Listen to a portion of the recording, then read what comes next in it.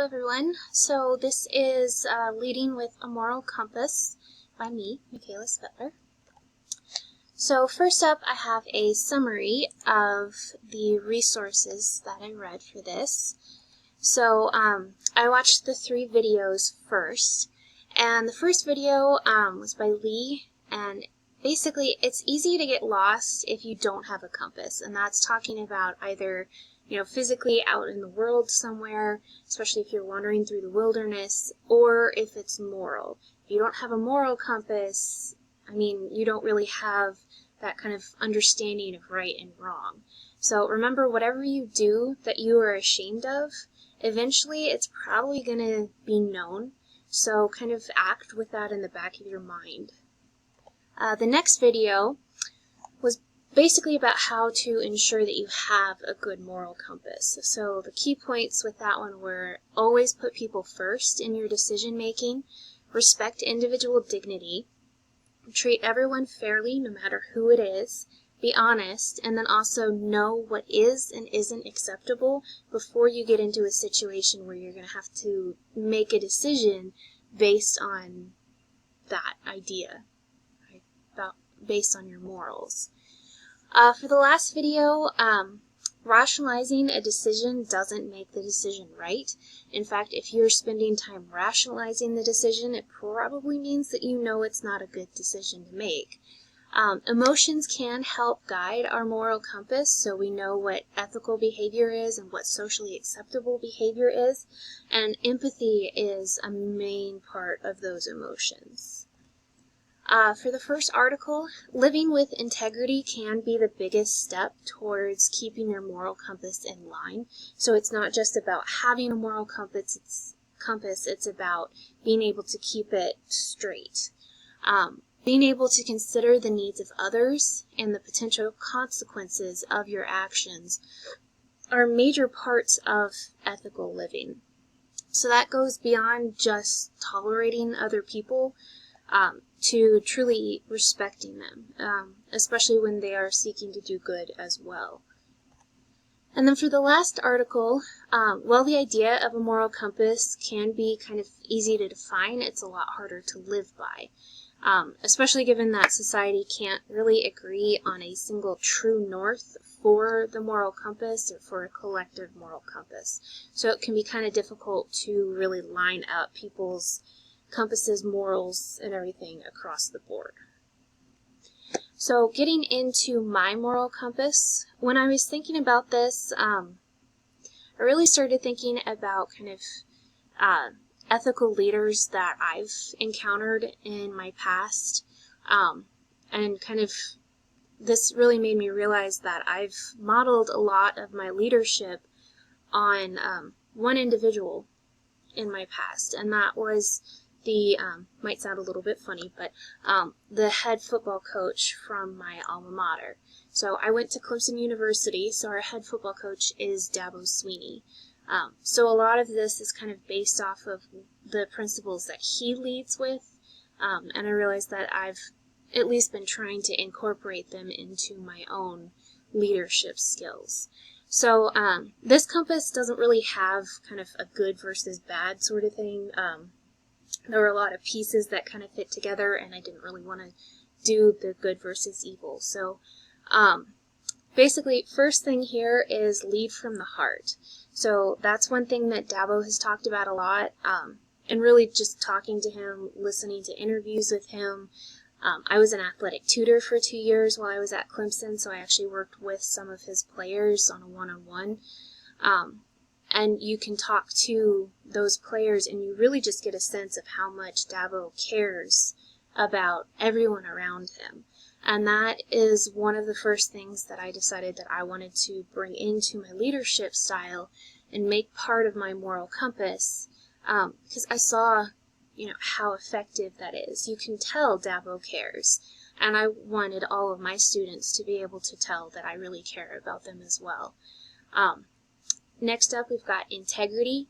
So, again, that's another thing Dabo leads with is integrity. It's something that I've always tried to lead with. And it was another big part of the athletic program. It's basically, if you don't have integrity, you're going to get hit eventually. It might not catch up to you right away, but we've seen all of the different scandals with any leader, really, who doesn't lead with integrity. And you can tell what happens when you don't have integrity on your moral compass. Then we've got respect. And one of the things that Dabo kind of made a big deal when he started at Clemson was not just respecting your teammate, your school, your classmates, anybody like that. It's also respecting your rivals. Now, that's not to say that we're perfect at that at Clemson, but we do at least try to always respect our rivals. Doesn't matter who they are. And so that is another principle that it's easy to say you need to respect others. It's not necessarily as easy to do or as easy to kind of cultivate in others that they should be respecting everyone no matter who they are. So that one's kind of one that I try to work with, but it's also a little bit difficult at times. Then we're going to kind of skip around on the compass here a little bit. We've got all in up here in the Northeast. So when Dabo started at Clemson, his first interview as the head coach, he started the idea of all in. And that's kind of a catchphrase with the team now. It's basically, we're going to go out there and we're going to give it everything we've got. We don't leave anything on the field. We give as much as possible. And that is, it's kind of started to permeate the school in a lot of ways, where everyone is always like, if you can't, you give everything that you can to something, and that means that, even if you get beat, well, it wasn't because of you, okay? You did everything you could. And then that also goes back into the respect of your rivals. You don't take it out on them afterwards or anything like that. Next up, we have accountability. This is kind of a big deal to me as well as to Dabo.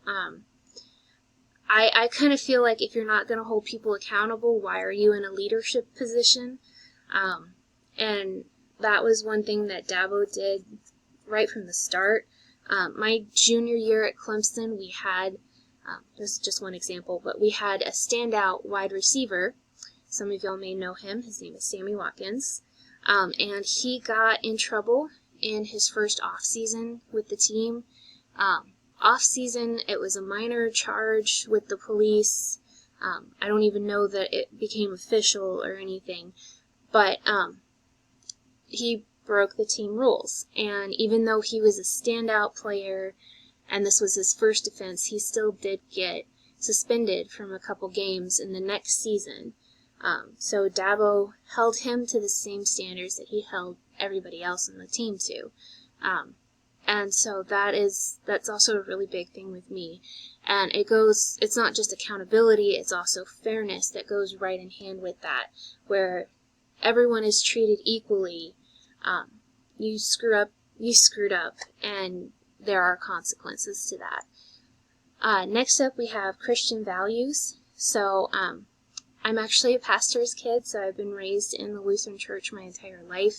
And my Christian values are really part of the core of who I am, and they help me kind of relate to other people, and that's just, it's not like shoving them down anyone's throat or anything. It's just kind of how I relate to other people, how I relate to the world in a lot of ways, and it's just kind of a loving religion to me. And then we've also got community.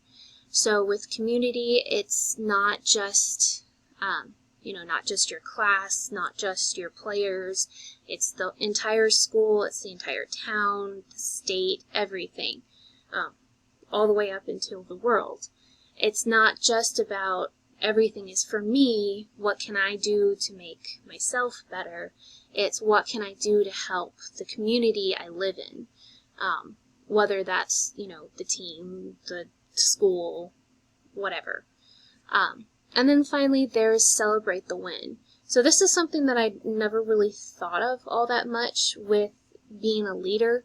But then I realized, you know, everything else is about being the best that you can be, honestly, not cheating to get there.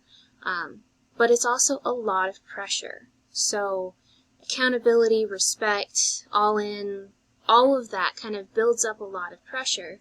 And this was one thing that Dad was started several years ago that I, again, had never really thought of. And just seeing, you know, how much of an impact just celebrate the win had was kind of amazing, because every time they win a game, they go back into the locker room and Dabo dances with the team, and it's hilarious to watch, because Dabo's a white boy, and he ain't got no rhythm, but it's really funny to watch. And it kind of just made me think about, well, you know, do we celebrate the win in schools?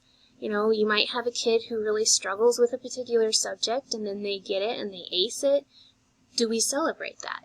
Because that is a major thing that would help encourage students, is celebrating their wins. So these are my references. So, and then finally the addendum, standard correlation. So the standard for this assignment deals with demonstrating and modeling ethical behavior. So in order to do that, you have to know what your moral values are, what is on your moral compass. So in this assignment, it was all about kind of creating your moral compass, really thinking about what values you would put on there, kind of any examples that you have in your life of ethical leadership, and just kind of working with all of that. So really does apply to the standard.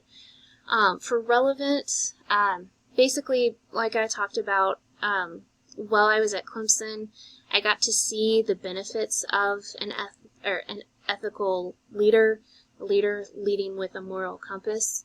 And I've seen firsthand how that affected not only the players, but the student body, the school itself, everything. And it's incredible what one person, as an ethical, moral leader who really cares about the people around him, can do.